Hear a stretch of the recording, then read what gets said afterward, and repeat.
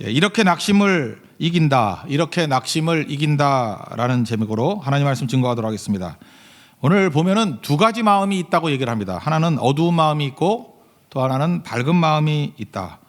마음이 그 사람의 본심이다, 본체다 이렇게 얘기를 합니다. 잠언 23장 7절 보니까 대저 그 마음의 생각이 어떠하면 그 위인도 그러한즉, 그러니까 마음이 곧 그 사람 존재 자체라는 거예요.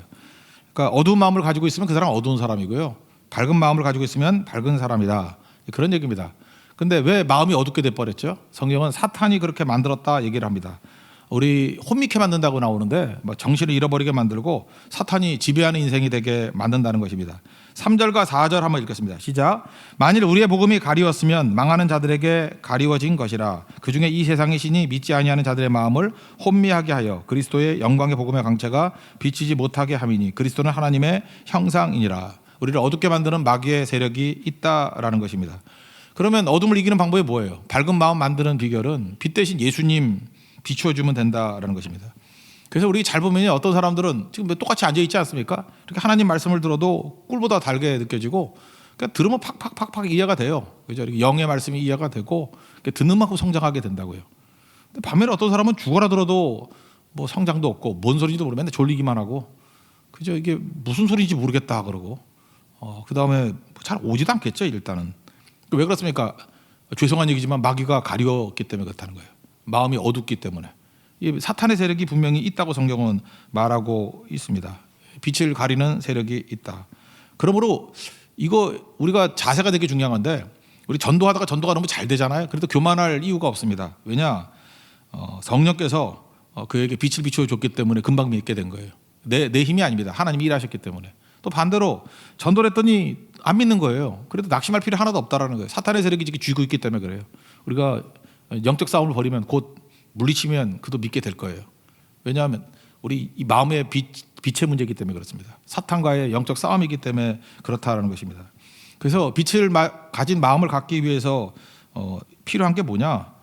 그게 예수님의 빛이 비춰져야 된다는 것입니다. 그래서 오늘 이게 4장을 쭉 읽어보면은 그 핵심 이런 게 중요하잖아요. 뭐 우리가 이 보배를 질그릇에 가졌다, 뭐 이런 말씀 되게 외우는 거 좋아하는데, 그거는 그냥 뭐 I can do, 뭐 내가 할 수 있다, 내가 모든 걸 할 수 있다, 뭐 이럴 때 좋은 거지.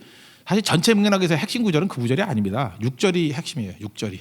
6절 외워도 이런 걸 외우라고요. 6절을 외워야 됩니다. 6절 우리 다 같이 한번 읽겠습니다. 시작. 어두운데 빛이 비치라 말씀하셨던 그 하나님께서 예수 그리스도의 얼굴에 있는 하나님의 영광을 아는 빛을 우리 마음에 비추셨느니라. 이게 핵심입니다. 창조의 빛이 있다는 것입니다. 하나님의 빛이 있다는 거예요. 예수의 빛이 있다는 것입니다. 이 빛은 우리가 몰라요, 뭔지. 이게 납득도 못하고, 이거는 사실은 규명하기가 너무 힘들다라는 것입니다. 우리가 지금 말하는 빛 그러면 뭐 이런 형광등 빛, 그러니까 태양빛, 별빛, 뭐 형광등 이런 빛은 그 넷째 날 만든 거 아니에요. 그죠? 이건 어떤 인공적인 거, 근원적인 빛은 아니에요. 근데 첫째 날 한 게 뭐예요? 빛이 있으라 그랬잖아요. 그 빛. 그 우리가 뭔지 모른다고요. 넷째 날에 태양 만들었잖아요. 그러니까 지금 우리가 보는 그 빛이 아니에요. 그 빛이 있으라 그럴 때 그 빛은 어떤 모든 존재의 근원이죠. 그 빛이 누구라 그러냐면 예수님이라는 거예요. 예수님께서 나오는 빛. 그죠? 예수님이 빛이라는 것입니다. 모세가 출애굽기 3장에서 떨기나무 불꽃 가운데 하나님 만났죠. 그때 그 불꽃이 바로 뭐냐? 그게 창세기 1장에 나오는 첫째 날 빛이에요. 하나님의 빛, 생명의 빛, 그 예수의 빛이라는 것입니다. 그게 비춰지면 마음이 밝아지게 돼 있는 거고, 그 빛이 없다 그러면 어두워지게 된다라는 것입니다. 성경을 뭐라 그러죠? 영광을 아는 빛 이렇게 얘기를 합니다. 예수의 빛이다. 이게 영향을 받아서 그런지 모르지만 사람도 만나보면 야, 저 사람 얼굴에 빛이 난다. 그럴 때 그 존재 전체가 환하다 그런 뜻이죠. 저 사람은 이상하게 뭔지 모르게 어두워. 어둡다라는 게 뭐예요? 뭐 얼굴이 새까맣다 그런 뜻은 아니겠죠. 그 흑인이 제일 어둡겠네. 안 그렇잖아요. 흑인도 밝은 흑인들 있잖아요. 파운데이션 바른다고 밝아지는 거 아니잖아요. 이게 떡칠을 하고 왔는데도 불구하고 어두운 사람이 있죠. 그 왜 그래요? 그 영혼의 빛이기 때문에 그렇습니다. 이거 아는 거예요. 예수의 빛이 그런 겁니다. 생명의 빛, 거듭남의 빛, 그런 거라는 거예요. 그래서 예수의 빛이 비치면 환해지게 된다는 것입니다. 그래서 교회가 환해진다는 건 뭐냐면 예수의 빛이 비춰지면 환해져요. 성도가 환해진다는 게 뭐냐? 예수의 빛이 비춰지면 성도들이 환해지고, 가정이 환해진다는 건 예수의 빛이 비춰지면 가정이 환해지게 된다라는 것입니다. 그래서 예수님의 빛이 없이 뭐 하나님 논하는 건 그거 진짜 하나님 아니에요. 개념의 하나님이고 이방신들 얘기하는 거예요. 그거 가짜입니다. 예수님의 빛으로 비춰진 하나님, 그게 진짜 하나님이고 그 하나님을 믿어야 된다라는 것입니다. 그러니까 언제인지 잘 모르지만 우리가 다 예수를 믿지 않습니까? 믿는데 어느 순간 내가 돌이키게 되고 그 다음에 이렇게 눈물이 나고 믿음이 확 들어오는 그 순간이 있죠. 그게 언제예요? 그게 예수님의 빛이 비춰지는 순간이라고. 예배는 뭐라고요? 예배는 뭐 교회 일하러 온 게 아니라 꺼지지 않는 불꽃 받으러 온다 그랬잖아요. 꺼지지 않는 불. 그게 예수의 빛이에요. 꺼지지 않는 불꽃을 받으면은 믿음이 생기고 눈물이 나게 되고 차원이 다른 생명의 인생을 살게 된다는 것입니다. 사도 바울도 이런 걸 경험했어요. 자기가 그랬죠. 자기가 다메섹 도상에서 예수님의 빛을 봤죠. 얼마나 강한 빛인지 뭐 눈은 멀었잖아요. 그죠? 그 빛을 그게 그 사람 변화되는 거예요. 그래서 결국 예배가 신앙이란 건 뭐냐면 꺼지지 않는 불꽃 받는 거예요. 모세도 그랬고 바울도 그랬고 그다음에 자기가 사역하다가 똑같이 꺼지지 않는 불꽃 발견한 게 언제예요? 그 빌립보에서 그 루디아 만났을 때 나오지 않습니까? 사도행전 16장 14절 보니까 거기에 뭐 옥감장수 루디아가 있었잖아요. 말을 들을 때 말씀 증거하는 말씀을 들을 때 루디아가 주께서 그의 마음을 열어 바울의 말을 따르게 하신지라. 그러니까 루디아의 마음을 열었답니다. 그래서 어떤 순간이에요? 예수님의 빛이 확 들어가는 순간이라고. 바울은 그걸 봤어요. 바울이 뭐 설득을 했겠어요? 만나자마자인데 뭐 얼마나 설교를 했겠어요? 그런 거 아니죠. 예수의 빛이 비치는 그 순간에 루디아가 완전히 뒤집어지게 되고 헌신하게 되고 바울의 능력의 조력자가 되었다. 그런 얘기죠.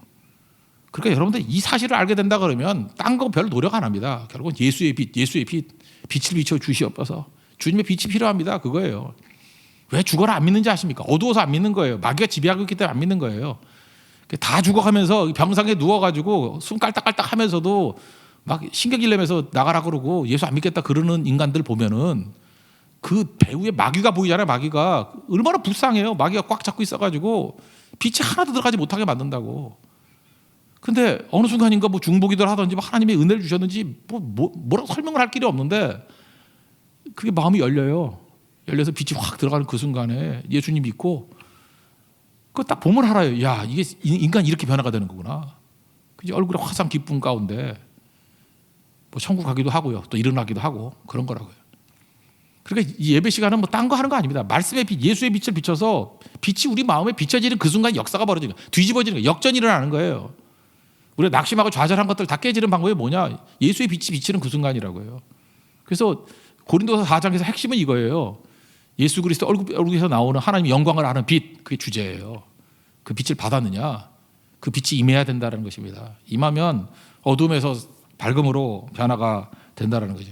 샘플 하나 예를 들어볼까요? 존 록펠러. 미국 갔더니 록펠러라니까 못 알아듣더라고. 나도 발음을 잘못해서. 걔네들은 발음을 이상하게 해요. 락펠러 그러더라. 락펠러. 나는 무슨 프로펠러인 줄 알았어. 락펠러. 예. 그렇지만 우리는 록펠러. 예, 록펠러. 되게 부자죠. 석유 왕이라 그러고 돈 무지 벌었잖아요. 33살에 100만 장자 되고요. 뭐 53세 정도 됐을 때는 뭐 미국 국부의 반 정도까지 될 정도까지 갔었대요. 그래서 역사상 뭐 최고의 부자 중에 한 사람 그 록펠러 아닙니까? 대단하죠. 그런데 53세 그 엄청난 부자가 됐는데 억만장자, 뭐 억만도 더 되죠. 억만장자, 어마어마한 부자가 되는데 갑자기 탈모증이 오는 거예요. 아 그러면 뭐 머리카락 씹으면 될 거 아니냐 그러는데 그 탈모증이 그런 탈모가 아니라 머리털만 빠지는 게 아니라 온몸에 털이 다 빠지는 거예요. 근데 그 털만 빠지는 게 아니라 원인이 있겠죠. 뭔지는 몰라요. 원인 모를 병인데 몸이 쇠약해지면서 그다음에 온갖 잡담병이 다 오는 거예요. 아마도 이게 면역력이 떨어져서 그런 거겠죠. 그 부자가 뭐 먹고 살았냐면 우유 한 병에 크래커 몇 개 씹고 살았어요. 여러분 좋죠. 돈이 없어 못 먹는데 소화는 잘하죠. 그죠? 우리는 한우 2플러스 없어 못 먹죠. 그죠? 돼지 껍데기라도 먹잖아 우리는. 근데 여기는 엄청 먹을 수 있는데 건강이 없는 거예요. 그래서 이 부자가 이거 한번 따져볼까? 록펠러 같이 돈 많으면서 우유 한 병에 크래커 먹는 사람이 좋아요? 아니면 돈이 없어서 우유하고 크래커 먹는 게 좋아요? 이거 가능성이라도 있지, 그죠? 이렇게 불쌍한 사람이 되었습니다. 그러니까 언론이 대사투표를 하면서 조롱하는 거죠. 원래 남 잘 나가는 거 못 보잖아요. 시기 질투하니까. 미국도 마찬가지예요. 비웃고 막 그런 일이 벌어졌다라는 것입니다. 근데 충격을 받은 거예요. 이때가 숙고의 순간이 왔습니다. 인생이 그래요. 53세거든요. 숙고의 순간이 온 거예요. 우리 인생 가운데 이게 복입니다. 숙고의 순간이에요. 탕자같이 주염yap에도 주는 자가 없는 거. 위기가 이건 나쁜 거 아니에요. 이게 숙고의 순간이에요. 그냥 갔으면 가치 없는 인생이었을 거라고요. 53세예요. 이때 숙고의 시간이 왔어요. 그때 두 가지 생각이 들더랍니다. 기도하면서. 죽으면 이 재산 하나도 못 가지고 가네? 뭐 아주 당연한 얘기예요. 두 번째, 나는 구원이 필요하구나. 이렇게 죽으면 지옥 가는구나. 구원이 필요하구나. 그래서 그때 예수의 빛을 받은 거예요. 예수님 영접했습니다. 그래서 본어게인 크리스찬이 됐어요. 그게 훨씬 더 중요한 거죠. 그러고 난 다음에 의사가 1년밖에 못 산다 그랬어요. 53세, 54세 되기 전에 죽는다. 생일 되기 전에 죽는다. 그런데 그때부터 무슨 생각을 했냐면 이게 돈 뒀다 뭐해. 그러니까 예수님 믿고 나니까 눈이 열리는 거예요. 쓰기 시작하자.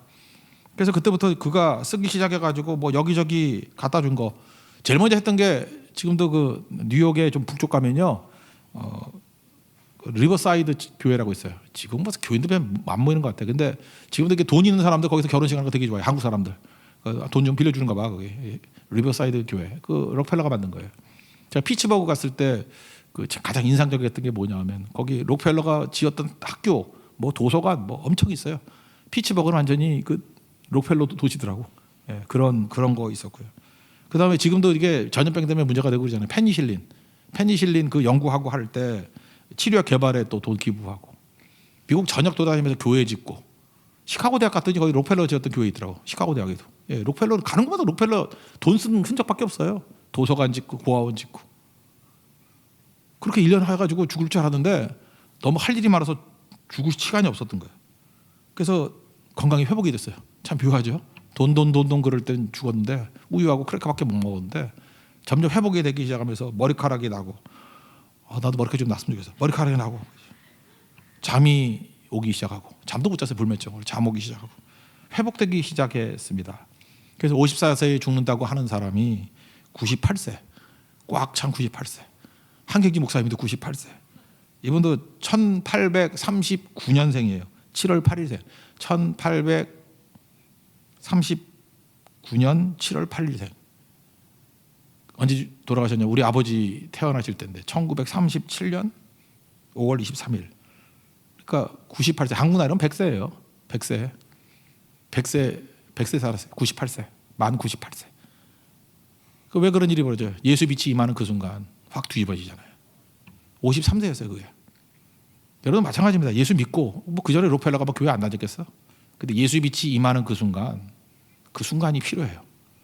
그때 뒤집히는 거예요. 그때 변화가 이게 이제 거듭난 크리스찬이라죠. 본어게인 크리스찬이라고. 그러니까 예배 시간에 계속 그 얘기를 해야 돼요. 예수의 빛이 임하게 해 주십시오. 그래야 변화가 나타나죠. 예수의 빛이 임하게 해 주십시오. 그래야 치유가 나타나요. 예수의 빛이 임하게 해 주십시오. 그래야 구원의 역사가 나타나기 시작한다고요. 우리 이 시간에도 예수의 빛이 임하는 시간이 되기를 축원합니다. 그럼 우리가 다 살아나게 된다라는 것입니다. 그럼 그 다음에 우리가 할 일이 뭐예요? 이거 유지해야 될 거 아니에요. 그리고 더 전파해야 될 거 아니에요. 그 예수의 빛이 뭐예요? 그게 말씀의 빛이라고요. 예수님 증거가 말씀 증거하는 거 아니에요. 우리가 지금 이렇게 수요일날 말씀 나누고 또 우리 새벽마다 말씀 나누고 요즘에 우리가 성경을 되게 많이 보잖아요. 오늘도 아침에 3장씩 봤어요. 성경을. 매일 이렇게 한 장씩 보고 저는 3년 걸릴 줄 알았는데 우리 속도가 너무 빨라져가지고 1년 반이면 끝나겠더라고. 그래서 여러분들 우리 교회 한 3년 정도 있으면 일단 한 번은 다 보게 될 거고 여기 좀 젊은이 건강한 사람들은 한 10번 이상 보고 끝날 것 같아요. 성경 이 말씀의 빛이 임하면 변화가 되겠죠. 그래서 어둠의 세력이 사탄이 지배하는 거랬잖아요. 사탄을 쫓아내는 게 뭐예요? 예수의 빛이 쫓아내버리고 특별히 말씀이 쫓아내는 거예요. 말씀의 빛이 쫓아내는 거예요. 예수님 시험 당할 때 말씀을 물리쳤잖아요. 말씀의 빛이 나가면 마귀는 꼼짝 못하고 쫓겨나가게 된다는 것입니다. 2절을 한번 읽겠습니다. 시작. 이에 숨은 부끄러운 일을 버리고 속임으로 행하지 아니하며 하나님의 말씀을 혼잡하게 하지 아니하고 오직 진리를 나타내므로 하나님 앞에서 각 사람의 양심에 대하여 스스로 추천하노라. 하나님 말씀을 있는 그대로 혼잡하지 않게 증거하면은 이 어둠의 세력들은 다 물리쳐지게 된다는 것입니다. 그러니까 말씀 중요하게 여겨야 돼. 말씀 이 성경이 얼마나 귀한 건지 이걸 알아야 된다는 것입니다. 왜 성경책 안 들고 다녀요? 맨날 휴대폰 들고 다니면서 그게 성경 읽는 거야? 나도 목사라도 해봐서 알아. 이거 검색해가지고 몇 개 찾기만 하는 거지. 이게 성경이 읽어져요? 이게 휘발성이 강한데 하나님 말씀이 휘발성이 강해서 어떻게 할 거야? 휘발유 먹고 살 거예요, 여러분? 종이에다가 자기가 쓰고 이게 손때가 묻고 그게 성경이지. 그거 무겁다가 안 들고 다녀요? 여러분 인생에 더한 멍해가 달려지게 될 거야. 그죠? 성경책 무겁다 그러면 그만한 그냥 암덩어리가 달게 달 거라고. 잊지 말라고요. 그게 무겁다가 안 들고 다녀? 약한 자들 진짜. 성경책 들고 다녀야죠. 성경책. 가방 안에 성경책이 없다는 게 그 크리스찬에 좀 문제가 있는 거예요. 그건. 더 심할 말도 하고 싶은데 진짜 문제가 있는 거예요. 문제가. 성경책 들고 다녀요. 성경책. 그 뭐 여러 옛날에 뭐 공산 치하에 있을 때 얘기들 많이 있잖아요. 이제 기억나는 건 소련 당시에, 소비에트 연방 당시에, 그때 당시에 성경 금지되고 소련이 이제 망하기 직전에 관광으로 열었거든요. 그래서 서구 사람들이 관광 가게 됐다라는 거예요. 클레머라는 사람이 그 소련 망하기 직전에 이제 관광 간 거예요. 당시만 해도 뭐 공산주의죠. 모스크바 여행길이 열려가지고 그때 가게 됐어요. 마음가운데 성경을 꼭 가지고 가고 싶다. 그래서 성경 책 한 50권 정도, 50명 갔거든요. 그래서 한 사람씩 이렇게 숨겨 들어가면 되지 않겠나. 근데 가이드한테 들켰어요. 가이드가 안 된대요. 그 당신들 그 성경책 들고 가는 거 발견되면은 추방당하고 그 받은 사람은 시베리아로 유배 간다고. 그 참 이상해요, 그죠? 이렇게 공산주의자들이 이상하게 성경을 그렇게 싫어해. 그 무섭다는 거죠. 성경 들어가면 무너지는 거예요, 그 다. 말씀이 들어가면 다 무너지기 때문에 그래요. 그러니까 무서워하는 거죠. 여러분 반대로 보세요. 대적이 무서워하는 게 뭐예요? 마귀가 무서워하는 게 뭐예요? 성경 무서워하잖아요. 그럼 성경이 얼마나 중요한지 알아야 될 거 아니에요. 딴 건 다 막지 않는데 왜 성경만 막는 거야? 지금도 베트남 갈 때도 보면 성경책 많이 막고요. 저도 북한 갔다 왔는데 북한 갈 때도 성경책은 다 뺏어요. 다 뺏어. 그죠? 언제나 그래요. 핍박 중에 핍박이 성경책이에요. 성경 그 제대로 못 가르치게 만들고 못 갖고 있게 만들고. 그래서 그냥 갔대요. 너무 위협을 당해서 클레머라는 사람이. 근데 이게 코스가 그냥 다이렉트로 모스크바 가는 게 아니고 이 아마 코스가 뭐 그리스도 이렇게 통과되는 거예요. 아테네를 지나가게 됐대. 아테네 며칠 있게 되는데 저녁에 아테네 그 서점 지나가다 보니까 거기 뭐 써 있더래. 영어로 써 있으니까 읽었겠죠. 러시아어 성경 뭐 바겐세일 뭐 이런 거. 성경도 바겐세일을 한가 봐. 마음에 딱 왔는 거지. 이게 하나님의 인도하십니다. 내가 러시아어로 된 그 소련의 성경 들고 가려고 그랬는데 이렇게 서점에 왔는데 이게 보이나. 또 바겐세일이래. 성경도 세일하나. 이해가 안 되는데. 그래서 많이 못 사고 한 권 샀대요. 한 권 샀는데 이제 모스크바 들어가는데 뭐 검문이 엄청나더라는 거예요. 그래서 뚝 떨어져가지고 기도했대요. 하나님 저거 안 보이게 해주세요. 근데 이상하게 그 50명 다 검사하는데 자기 짐 검사하려고 그래. 자기는 그때 마음이 떨려서 보지도 않았대요. 자기 친구 얘기가 갑자기 누가 불러가지고 그냥 통과시켜 버렸대요. 거기서부터. 하나님의 도우심이라고 볼 수 있겠죠. 그래서 무사 통과. 그리고 모스크바 여행을 했는데 마지막 날 이제 돌아올 때까지 전달해 줘야 되는데 뭐 단체 관광이니까 사람 잘 못 만나잖아요. 전달할 길이 없더라는 거예요. 누구 만날 사람도 없고. 그래서 마지막 날 자유 시간이 좀 있길래 그냥 어디 나가려 그랬대. 누구 주려고. 그래서 친구가 어디 가냐. 그래서 얘기를 했더니 친구도 이해하면서 우리 한번 찾아보자고. 그래서 뭐 밤중에 뭐 그 다음날 아침에 떠나니까 갈 데가 없어서 으슥한데 좀 위험하지만 갔대요. 갔더니 어떤 아주머니가 구두 수선하고 있더라는 거예요. 그래가지고 물었대요. 간단한 영어니까 뭐 알아듣더래요. 그죠? 간단하게 물은 거야. 원하는 게 뭐냐고. 그러니까 이 세상에서 소원이 뭐냐고 그랬더니 성경책 하나 갖고 싶대. 내가 성경책 하나를 얻게 해달라고 30년 기도했다 그러더래요. 그러니까 사실은 이 사람이 모스크바 여행 가게 된 이유가 뭐예요? 사실 그 아주머니 한 분의 기도의 응답일 수도 있는 거죠. 그래서 같이 성령이 뜨거움을 주시다는 거예요. 같이 엄청 은혜 받았대요. 이 사람 가는 곳마다 그다음부터 성경 전도자가 되는 거예요. 말씀 하나 놓고 30년 기도하는 나라도 있다. 하나님께서 그 기도를 들어주시더라. 지금 이 성경책 뭐 흔하고 흔하빠진 게 성경책이고 읽지도 않고 그렇죠? 이게 죄인가 아세요? 나중에 하나님 말씀 전혀 못 들을 시대가 온다고. 이게 죄인가 아세요? 말씀 듣고 읽고 교회가 잠깐 딴짓하면 안 됩니다. 교회가 세상이 할 수 있는 것 같지 교회가 해서 뭐 할 거예요 그거. 교회가 지금 우리끼리 잘 먹고 잘 사자가 아니고 세상에서 할 수 있는 거 교회가 뭐 해봐야 얼마나 하겠어. 그냥 요즘에 뭐 세금도 많은데 뭐 그죠? 정부에서 돈도 많잖아. 막 나눠주잖아 돈도 그죠? 정부에서 하라 그러고 일반 사회에서 하라 그러고 교회가 그것도 해야 되겠지만 진짜 해야 될 일이 뭐예요? 말씀 증거하는 거예요. 말씀 읽게 만드는 거. 이거 누가 할 거예요? 누가? 우리가 안 하면. 이게 예수의 빛을 증거하는 길이라는 것입니다. 여러분 생각보다 나오십시오. 그래서 말씀으로 하루를 시작하시고 말씀 먹고 말씀이라는 만나를 먹고 시작할 수 있는 우리 하나님의 거룩한 종 되기를 바랍니다. 그러면 어둠의 세력이 다 물리치게 된다는 거예요. 어둠이 사라지고 밝은 마음을 얻게 된다는 것입니다. 우리 가정이 밝아지고 교회가 밝아지고 또 우리 국가가 밝아지는 길, 우리 성교지가 밝아지는 길 어디에 있어요? 예수의 빛에 있어요. 말씀에 있습니다. 믿습니까? 열심히 말씀 증거하는 하나님의 거룩한 종 되기를 축원합니다. 그러면 이제 적용합시다. 말씀의 빛이 비춰지면 어떤 일이 벌어지냐? 뭐 우리 상황에 낙심할 상황이 많이 있잖아요. 낙심에서부터 벗어나게 된다. 이 적용 상황은 세 가지로 보겠습니다. 첫 번째는 나이 문제. 두 번째는 고난 문제, 세 번째는 보이는 문제. 이 세 가지 문제라는 거예요. 마지막 세 절 읽겠습니다. 16, 17, 18절 다 같이 읽어서 시작. 그러므로 우리가 낙심하지 아니하노니 우리의 겉사람은 낡아지나 우리의 속사람은 날로 새로워지도다. 우리가 잠시 받는 환난에 경한 것이 지극히 크고 영원한 영광에 중한 것을 우리에게 이르게 함이니 우리가 주목하는 것은 보이는 것이 아니요 보이지 않는 것이니 보이는 것은 잠깐이요 보이지 않는 것은 영원함이라. 그러니까 우리에게 닥치는 낙심의 문제는 세 가지예요. 나이로 낙심하고, 고난의 문제로 낙심하고, 보이는 문제로 낙심하고. 근데 예수의 빛이 비춰지는 그 순간 이거 다 이긴다 그 얘기예요. 그게 오늘 4장 얘기라고. 그래서 적용이에요, 적용. 첫째, 나이 문제. 나이 먹으면은 힘들어지죠. 옛날에 후패해진다 그랬잖아요. 후패해진다는 게 뭐예요? 그 NLT 같은 데 보니까요. Our bodies are dying. 우리 몸은 잠깐 죽어가고 있대. 맞죠? 죽어가죠. 여러분 얼굴 보세요. 잠깐 늙어가고 있잖아요. 우리는 안 늙지 알죠? 우리는 성교를 가기 때문에 성교 이렇게 그 사진들이 있잖아요. 5년 전 사진을 봤어요. 왜 이렇게 다들 젊었지?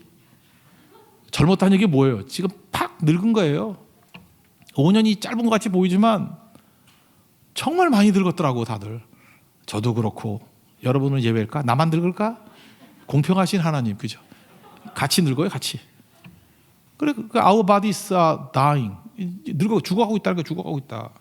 그러나 our spirit are being renewed every day. 날로 우리 스피릿은 영은 새로워진다. 그렇게 번역하고 있어요.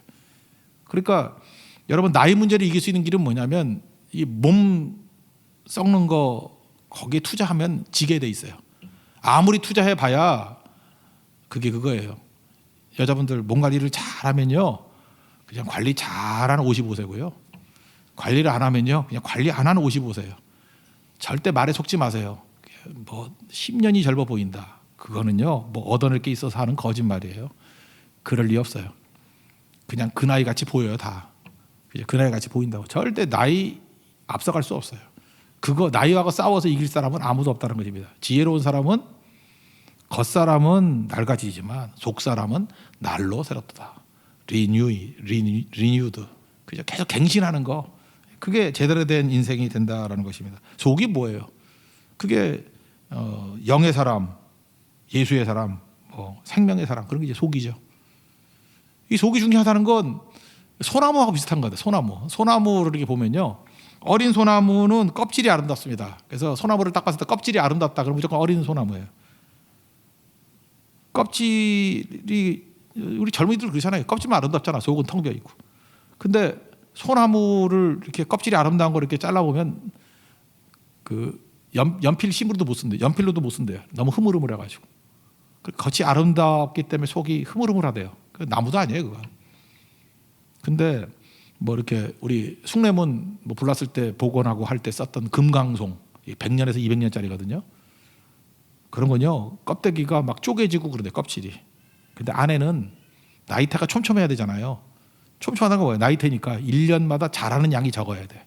그러니까 나이테가 200개야. 근데 그게 촘촘해요. 그러니까 고난을 겪은 거죠. 많이 자라지 못하고 1년에 조금밖에 자라지 못해. 고난. 이 나이테가 겨울을 지낸 거 아니에요. 험난한 겨울을 지낸 거예요. 촘촘한 나이테가 200개쯤 있어. 그런데 이따만한 나무예요. 그게 궁궐을 짓고 그게 숭례문을 짓는 금강송으로 쓰임 받는 거라는 거예요. 우리 인생이 그래요. 시간이 가면 갈수록 속이 알찬 인생 돼야 됩니다. 예수의 빛이 임하게 되면요, 겉사람 변화되는 게 아니에요. 속이 알찬 영적 금강송 만드는 작업이에요.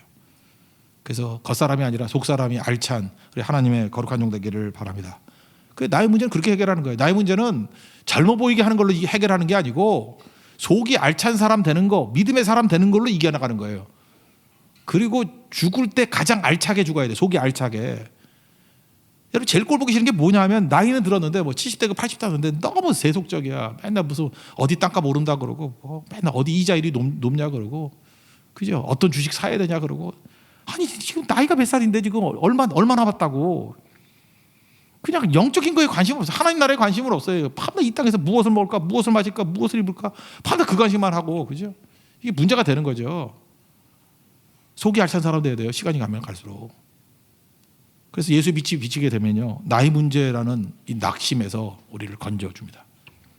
그리고 또 하나는 뭐예요? 현실의 고난 문제가 있죠. 고난 문제.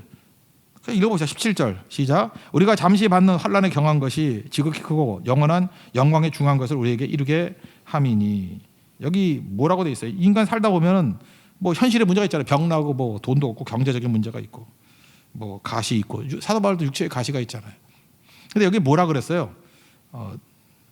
여기에 잠시라고 얘기했죠. 시간적으로는 잠시. 그리고 크기로 볼 때는 경한 거, 가볍다라는 거죠. 그러니까 우리가 뭐 고난이다 그러고 현실의 문제가 어렵다 그러는 거는 세상의 배경, 이 배경이 중요하거든요. 세상의 배경을 놓고 보니까 실패했다. 세상의 배경을 놓고 보니까 병들었다. 세상의 배경을 놓고 보니까 힘들다. 이런 건데 배경이 만약에 하나님 나라의 영혼이라고 생각한다 그러면 아무것도 아니에요 이거. 저는 내셔널 지오그래픽 이거 좋아한다 그러잖아요. 그 방송 되게 좋아해요. 맨날 그거 보면 이 줌인 해가지고 사진을 찍은 게 있어. 사실은 그 두더지 얘기인데 두더지가 뒷모습으로 보여서 두더지같이 안 보여. 엄청난 문제가 있는 거예요. 산 같은 문제. 산이 쌓여 있어. 그리고 막 사방에 우겨쌈을 당하고 너무너무 큰 문제야. 그래서 그 해설자가 그래요. 큰 난관에 처하게 됐어요. 그리고 다시 줌 아웃을 시켜. 쭉 보니까 사람 무릎도 안 되는 정도의 흙에 이렇게 덮여 있는 거야. 사람이 가가지고 발로 툭툭 차니까 평지돼 버리더라고. 잘 보세요. 배경이 중요한 거예요. 두더지 시각으로 산 같은 문제예요. 불가능한 문제예요. 어마어마한 문제예요. 이게 줌인해가지고 보니까 풀 수 없는 문제야. 풀 수 없는 문제. 근데 줌아웃 해가지고 인간의 시각으로 보니까 그게 무슨 문제야. 상석이가 가서 발로 툭툭 차면 돼. 그러니까 발로 밟으면 되고. 그럼 평지가 되리라. 아시겠어요? 사나 무엇이냐 내가 수르법에서 평지가 되리라. 그거 뭐 대단한 말씀 아니에요. 스가랴 4장짜리 대단한 말씀 아니에요. 그냥 우리가 인간의 눈으로 두더지 쳐다보면 그런 일이라고. 개미를 본다면 더하죠. 개미 왕국 우리가 가면요 1시간 안에 작살내고 올 수 있어. 개미 왕국 죽이는 거 알죠? 그죠? 몰라요 그거? 녹 같은 거 있잖아요. 그걸 막 끓여가지고 갖다 붓더라고. 그러니까 개미 왕국 아주 전멸하다 전멸. 아무것도 아니죠. 그러니까 배경이 뭐로 보느냐에 따라 틀린 거라고. 왜 세상 사람들이 문제가 크다 어렵다 그러냐 하면 세상의 배경을 가지고 보기 때문에 그래요. 비교 대상이 있어야죠. 근데 오늘 성경은 뭐라 그래요? 영혼을 놓고 비교해 보니까 잠시 받는 고난이고 경한 고난이래요.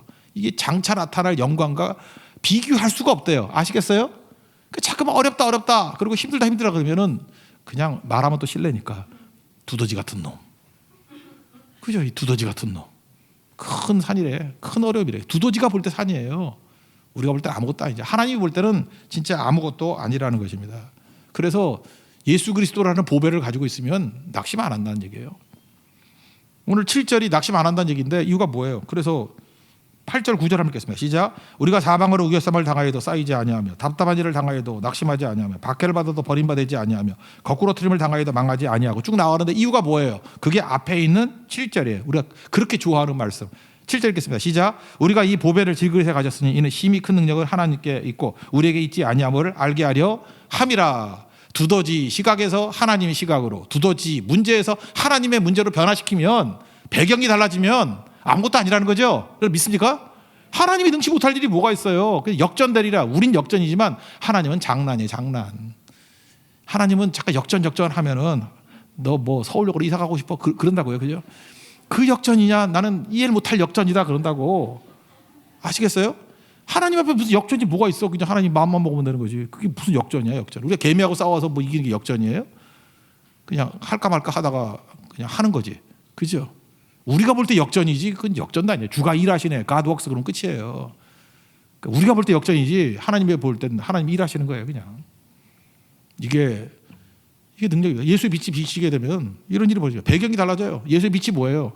세상 배경에서 영혼을 배경, 하나님을 배경으로 살아가는 인생이 되더라. 그러니까 승리할 수 있다. 그런 얘기입니다. 여러분 배경이 바뀔 수 있는 은혜의 종 되기를 축원합니다. 그 다음에 세 번째는 뭐라 그러죠?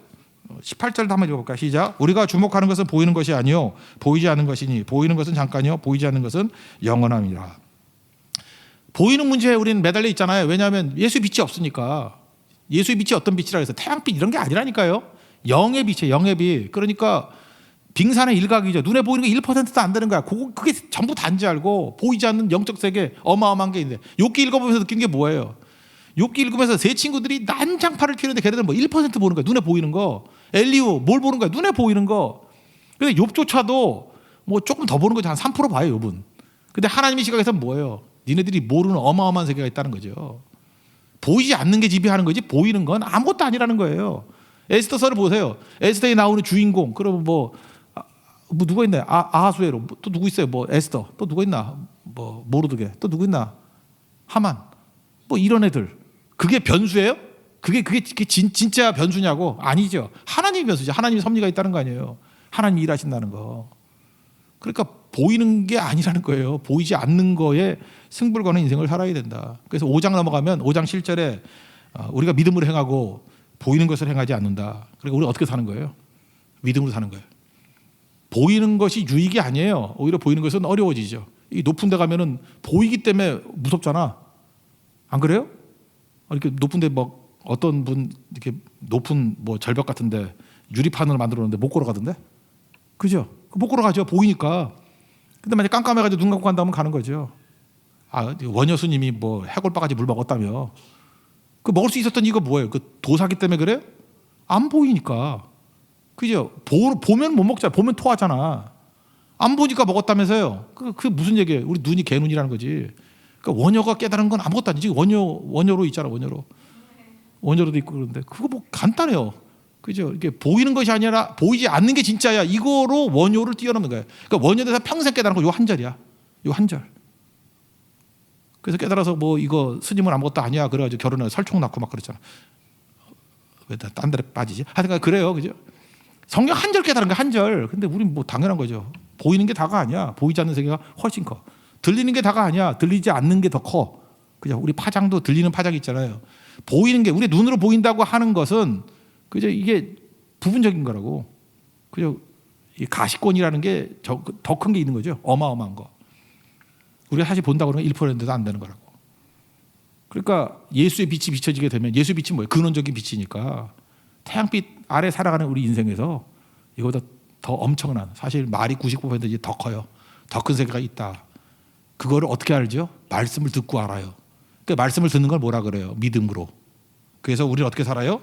We live by faith. 믿음으로 산다고. Not by sight. 보는 것이 아닌 믿음으로 산다고. 그러니까 믿음으로 사는 하나님이 정되기를 바랍니다.